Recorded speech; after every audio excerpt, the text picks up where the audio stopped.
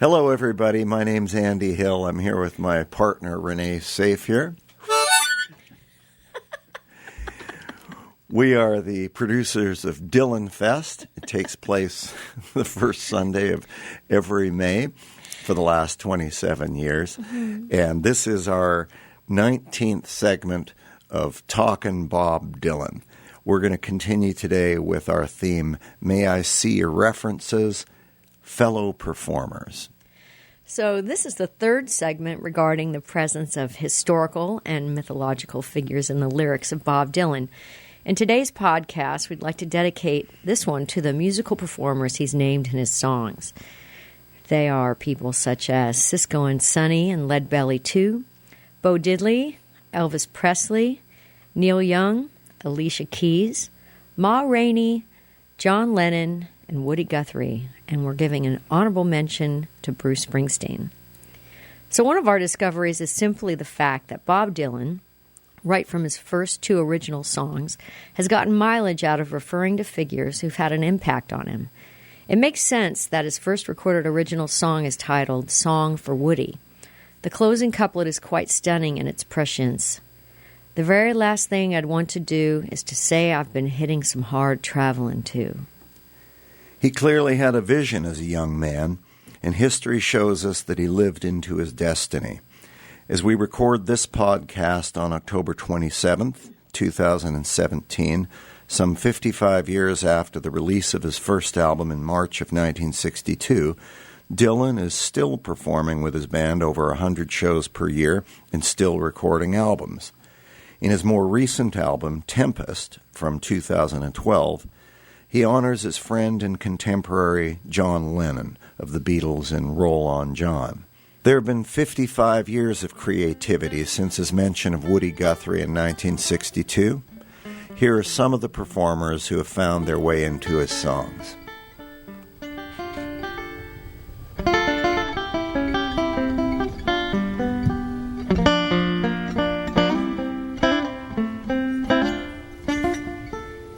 Seen the yellow on the doorpost. Say this lady's condemned all the way from New Orleans to Jerusalem. Well, I traveled through. From 1983, Blind Willie McTell. As noted in a previous podcast, Blind Willie McTell is a song that Dylan recorded but left off the album Infidels. Each somber verse concludes with the line, "Nobody can sing the blues like Blind Willie McTell." The song makes no additional commentary on the ancient blues singer, but it's clear from the tone of the lyric, its descriptions of brutal scenes from America's past, the ghost of slavery ships and the cracking of the whips, and a bleak vision of the future. Power and greed and corruptible seed seem to be all that there is. That only the most special of souls would be recognized by Dylan as having the presence and gravitas to bear witness to this world in the form of the blues. From Highlands, 1997, quote, I'm listening to Neil Young. I got to turn up the sound. Someone's always yelling, turn it down. If you're listening to this podcast, you already know who Neil Young is. The rock and roll artist most often compared to Bob Dylan. Master performer, singer, songwriter, and fellow free thinker with the same rebellious spirit as Bob.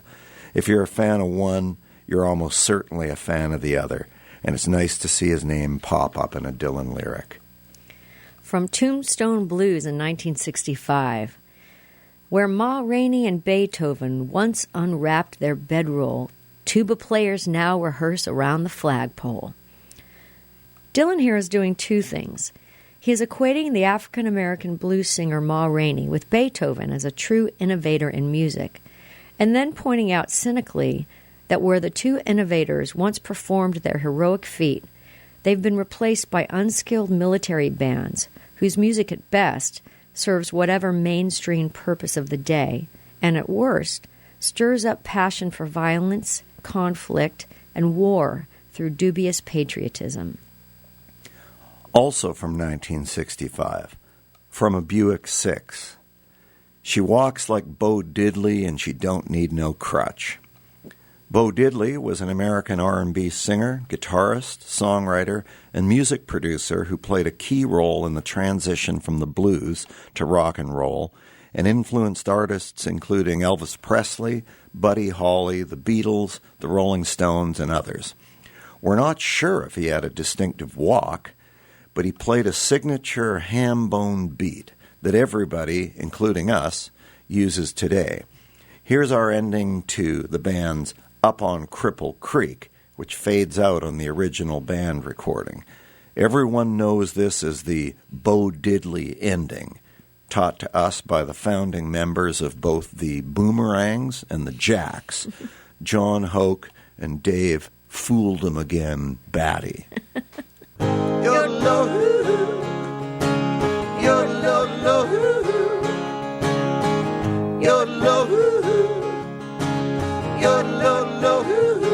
Diddley!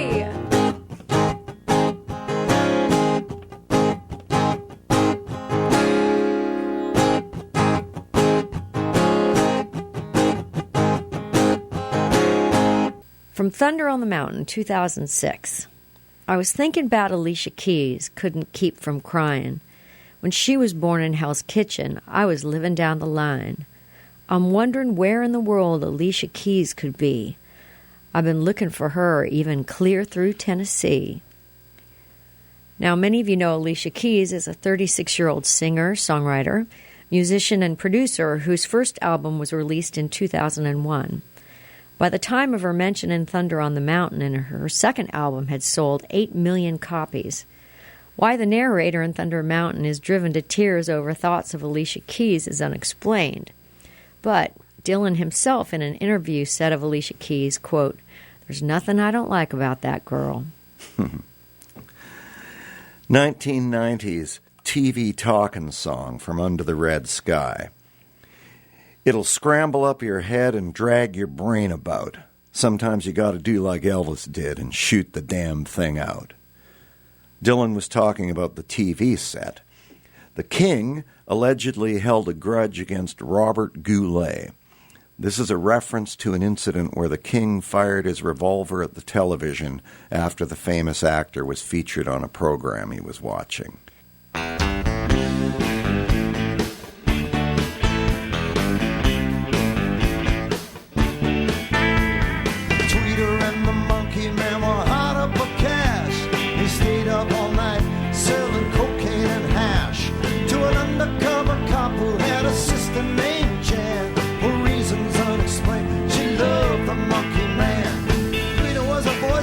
Before she went to Vietnam, found all the highways, nobody gives a damn. They knew that they'd find freedom just across the Jersey line, so they hopped into a stolen car, took Highway 99, and the walls came down.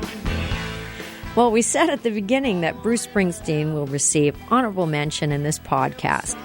Though he's not specifically named, it's impossible not to conclude that he was on Dylan's mind as the lyric to Tweeter and the Monkey Man unfolds. They knew that they found freedom just across the Jersey line, so they hopped into a stolen car, took Highway 99. Jan got married at 14 to a racketeer named Bill. She made secret calls to the Monkey Man from a mansion on the hill. It was out on Thunder Road, Tweeter at the wheel. They crashed into paradise, they could hear them tires squeal. An ambulance rolled up, a state trooper close behind. Near the souvenir stand by the old abandoned factory. Jan said to the Monkey Man, "I'm not fooled by Twitter's curl. I knew him long before he ever became a Jersey girl." The Bruce Springsteen songs, Thunder Road, Stolen Car, Mansion on the Hill, State Trooper, Factory, and a Tom Waits song that Springsteen made famous called Jersey Girl, are all subtly, or not so subtly, inserted into this complicated and violent thriller. But the real-life person who stands like a colossus in terms of the sheer number of references, as well as quotations used and commentary put forth, is the young Bob Dylan's idol, Woody Guthrie. Dylan's first album contained only 2 original songs. Woody is present in both, and some of his friends are mentioned too. In Song for Woody, Dylan sings, "Here's to Cisco and Sonny and Leadbelly too." All were friends of Woody Guthrie. Cisco Houston performed in the left-wing folk group the Almanac Singers. He died in 1961 almost blind. Sonny is Sonny Terry, one of Guthrie's collaborators. He was a blind bluesman and partner of Brownie McGee.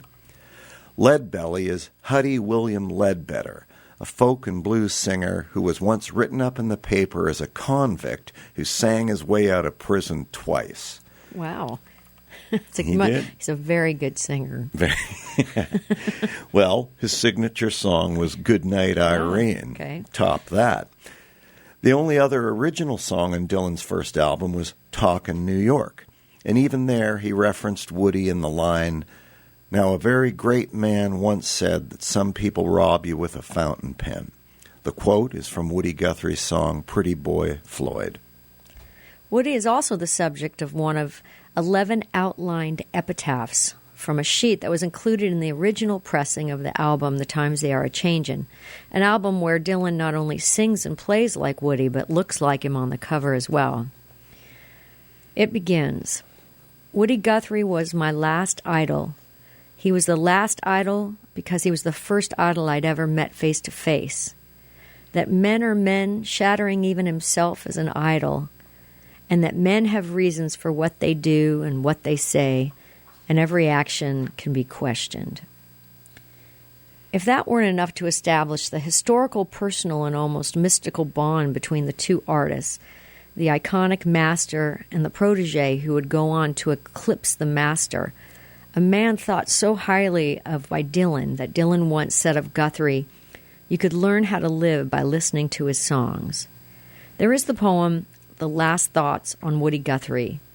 It was written in April 1963, but became available only to the public on the Bootleg series in 1991. It is a blueprint for all that is important to the young Bob Dylan and all that he finds repulsive in the world around him. The title implies that for Dylan, Guthrie personifies the antidote to those maladies and shines like a lighthouse on his moral radar, and concludes with this majestic section. "You can either go to the church of your choice, or you can go to Brooklyn State Hospital. You'll find God in the church of your choice. You'll find Woody Guthrie in Brooklyn State Hospital. And though it's only my opinion, I may be right or wrong, you'll find them both in the Grand Canyon at sundown." It seems appropriate in this context to mention that 6,000 artifacts and pieces of Bob Dylan memorabilia worth about $15 to $20 million will be housed not in his hometown of Hibbing, Minnesota, but in Tulsa, Oklahoma, right next to the Woody Guthrie Museum. My name is Renee Safier, also known as the California Cupcake. I'm here with the Hillstruck, and we've got Atomic Wedgie Mike Stark behind the controls. We're the producers of Dylan Fest, which is held every May in the Los Angeles area. That part's true. In addition to our love of Bob Dylan, we have 15 CDs, including 9 CDs of our original songs. Come on, Andy. This is serious. I'm promoting our stuff now. Well, let's finish off with a serious Woody Guthrie song. But I got to tell them that they can find us at www.andyandrenee.com. You can find us at Portugal Restaurant in San Pedro every Friday as well. As I went walking that ribbon of highway, I saw above me the endless skyway. I saw below me the golden valley. This land was made for you and me. And I roamed and rambled, and I followed my footsteps through the sparkling sands of her diamond deserts. And all around me a voice was sounding,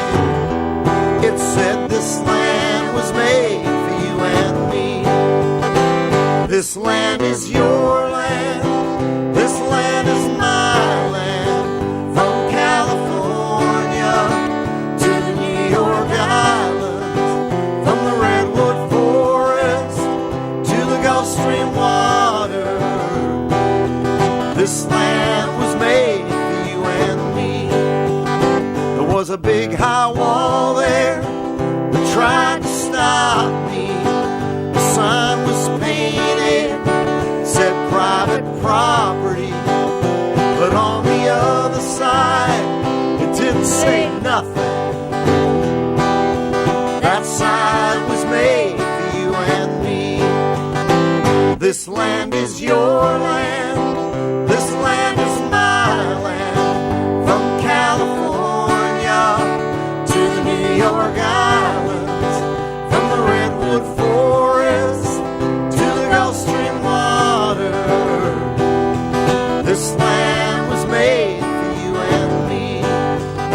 And then the sun came shining as I was strolling through the wheat fields waving and the dust clouds rolling, and a voice was sounding as the fog was lifting, and it said this land was made for you and me.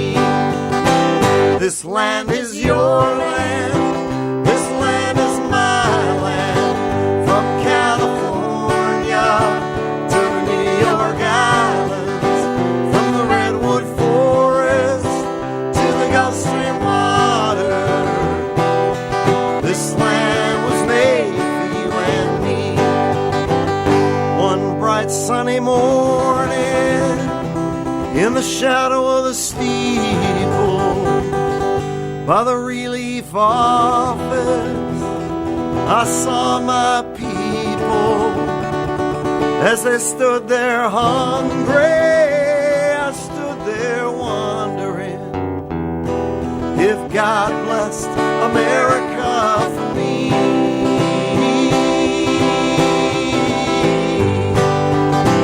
This land is your land, this land is my land. From California to the New York Islands, from the Redwood Forest to the Gulf Stream water. This land was made for you and me.